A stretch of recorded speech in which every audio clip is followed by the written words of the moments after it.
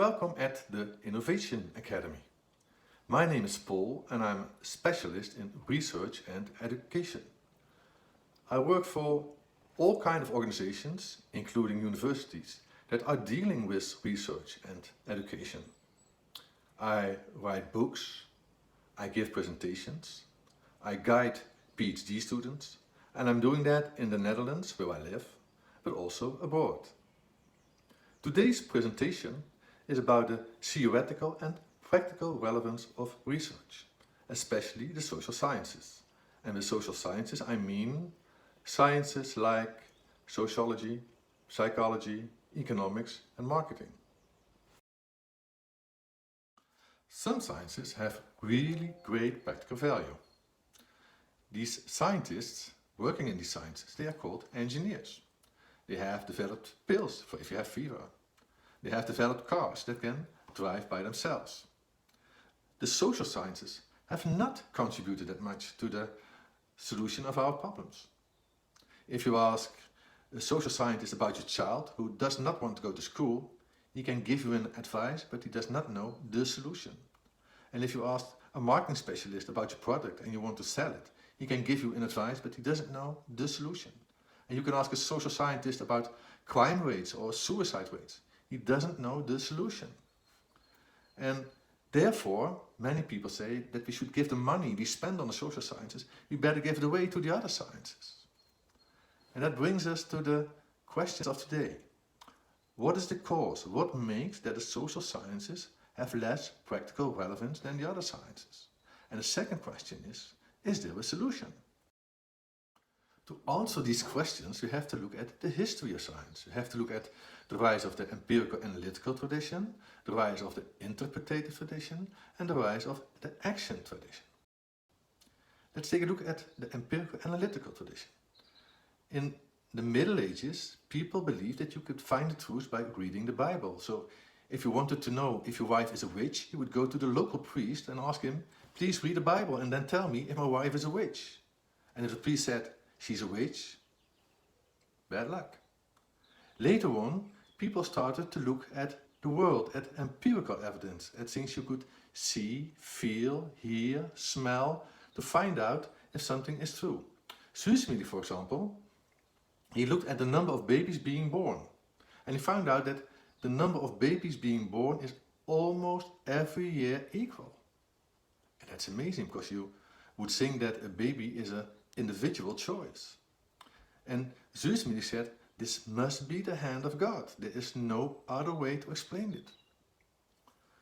Cotelet, for example, he studied the number of crimes. And he also discovered that the number of crimes is almost every year equal. And he said, this must be in the structure of a country. That must be the way it is organized. So Cotelet didn't blame God, he blamed society. And Durkheim, he found out the same with the suicide rates. He found out that the suicide rate is almost the same every year. And the most famous scientist is probably Darwin.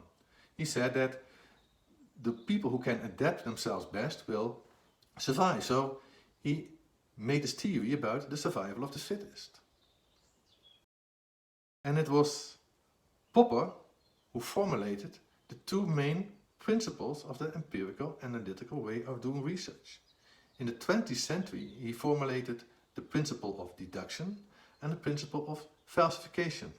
Deduction means that if you want to do research, you start out with a general theory, with a general idea about cause and effect. For example, more power implies more bullying. And then you deduce a hypothesis from it, a prediction.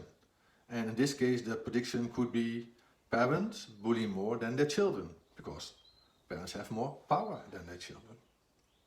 And when you have this prediction, then you start with the second principle. You try to falsificate your prediction. And if it turns out that the prediction is true, then you accept this theory. And if it turns out that the prediction is false, then you reject or adapt your theory. So you start out with a general theory, you make a prediction from it, and then you test this prediction.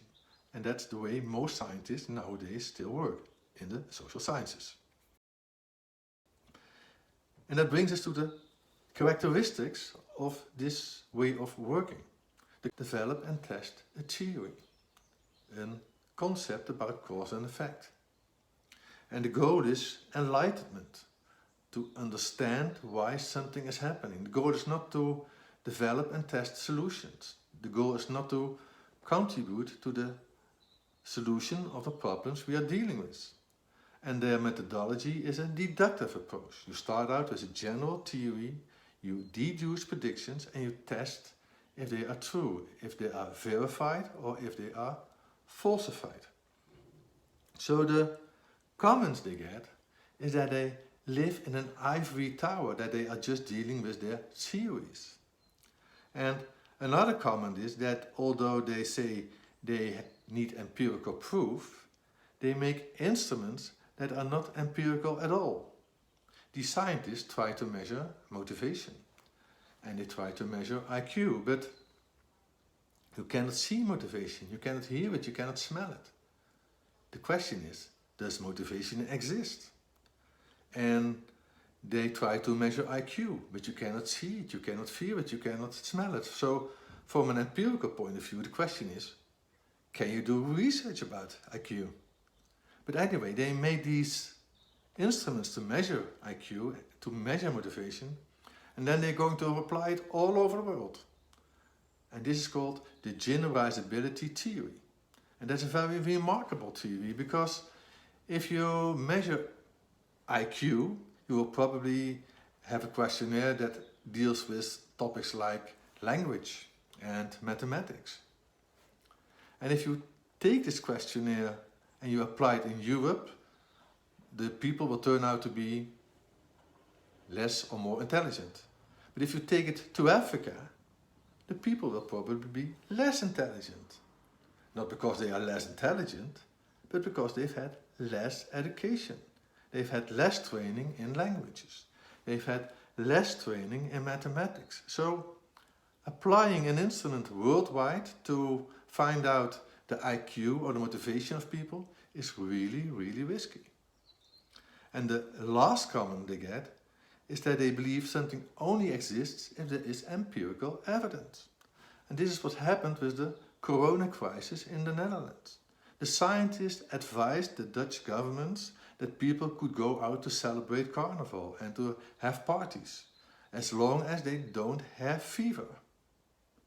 And that was probably a big mistake, because they said you only are contagious when you have fever. Later on it turned out that you can be contagious before that you have fever.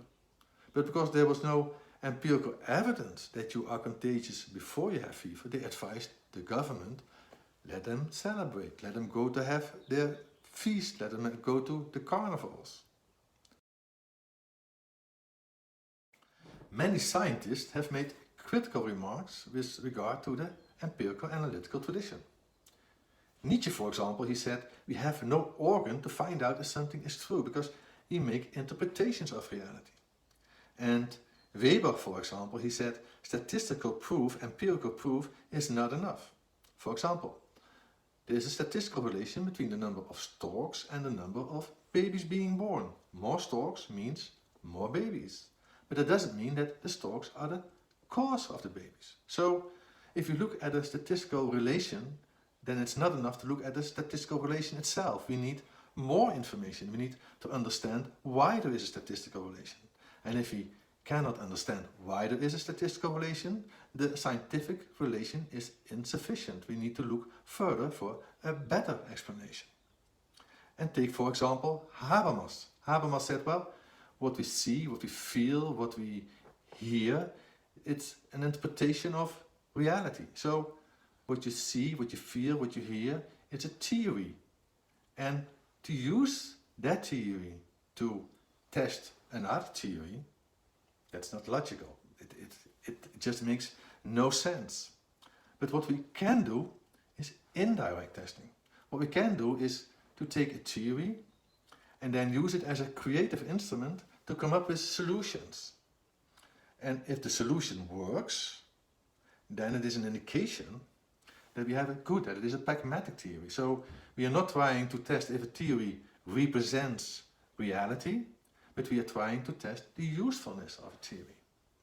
And it was Kuhn who said, in the Middle Ages, people believed in the Bible. Later on, people believed in empirical knowledge.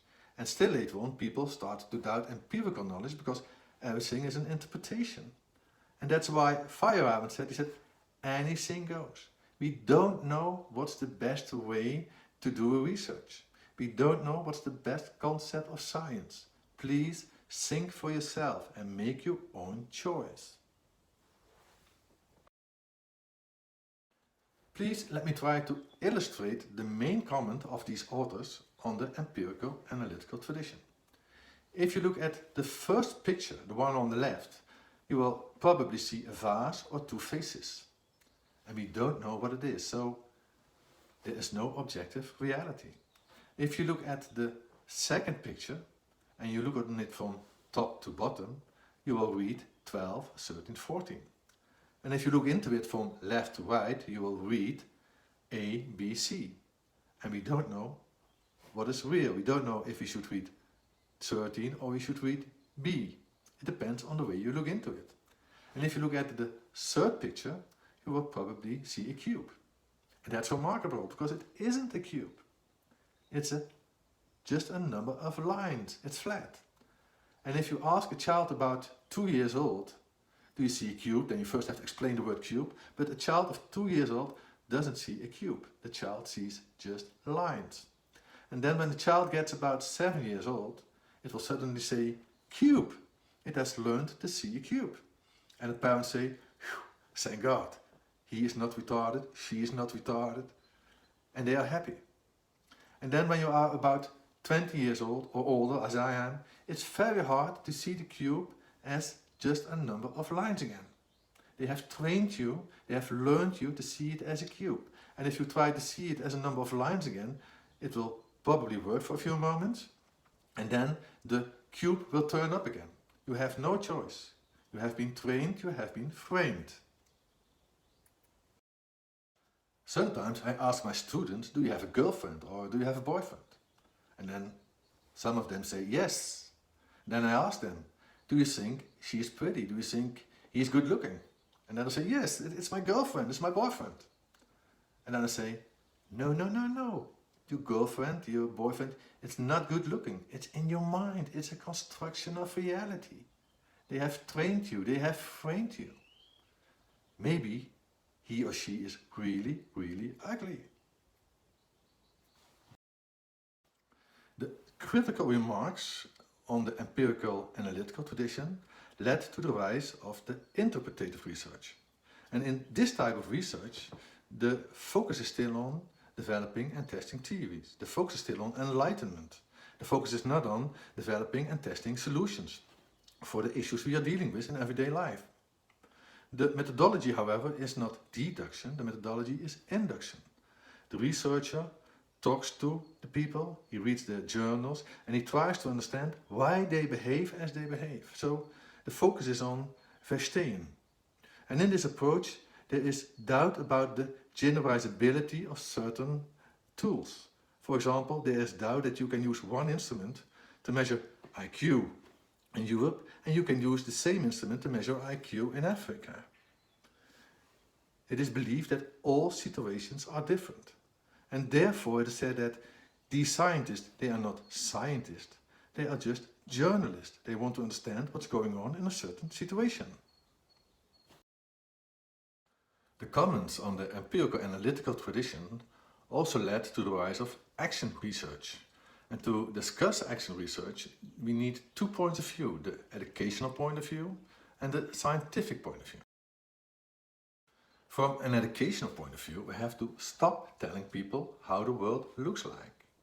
There are always different perspectives possible. Take for example Frere. Frere, he studied the peasants in South America. And he came to the conclusion that they are exploited by the landowners. But if you would ask that on the peasants themselves, they would say, no, we're not exploited. The landowner is helping us. He's guiding us. Without the landowner, we would be lost. And it took Frere a lot of effort to convince these peasants that they could work for themselves and that another life is possible. Or take my own research. I studied students and I told them that there are different ways of making a marketing plan. And I told them there are different ways of doing research. And they got confused. They said, huh?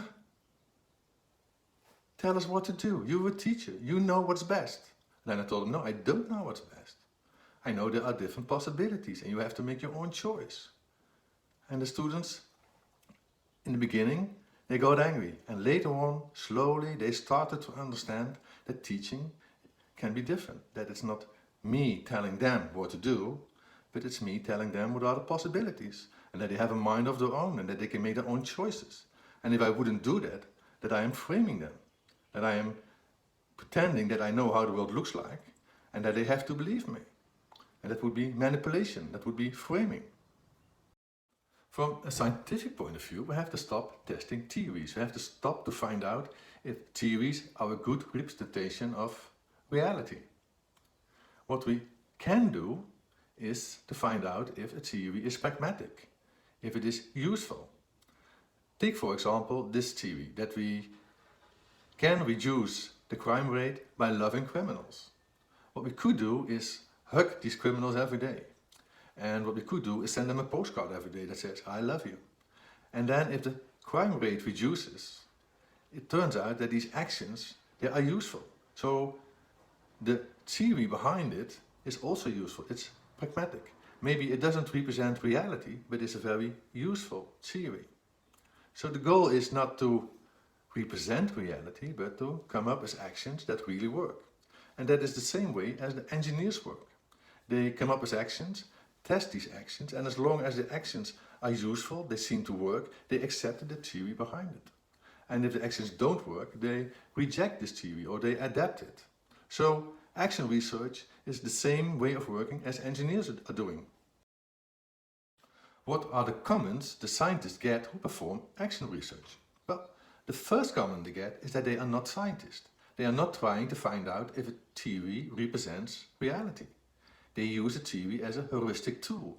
They use it as a creative instrument to come up with solutions. And if the solutions work, then they accept this theory. They try to find out if the theory is pragmatic. So traditional scientists say that they are not working on science, but that they are change agents. A second comment they get is that they do not accept instruments to measure motivation or IQ. They don't believe that you can use one instrument to measure IQ in Europe and to measure in Africa. So they don't try to develop these instruments. They try to develop instruments that are useful in a certain context. And also from that point of view, they are not considered to be scientists. I've tried to describe the developments in science to answer two questions. The first question was, what makes that the social sciences are less practical, relevant than the other sciences? And the second question is, can we solve this problem? To answer these questions, we've looked into the history of science. And it turned out that science was focused on testing a theory as a representation of reality. And it also turns out that this is impossible. What we can do is use a theory as a creative instrument, as a base to come up with solutions and to test if they work. So to look at a theory as a pragmatic tool. And by doing this, by doing the same as the engineers do, we might have the answer to the second question. We might come up with practical solutions for the issues we are dealing with. Thank you for your attention and maybe till next time. Bye.